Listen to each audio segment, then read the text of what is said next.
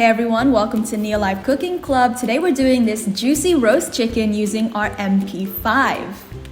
For the first step, we're going to be preheating our MP5 to 230, just like that. And we'll be seasoning with turmeric and paprika, but of course you can use whatever seasoning you prefer. Once the MP5 is preheated, we're going to put the whole chicken straight in, put the lid on, and we're going to be setting the timer to 30 minutes. It's super simple to use the probe. Once the 30 minutes is up, we are going to flip the chicken. It is so easy to flip, there is no sticking, and look how well that has cooked on that side.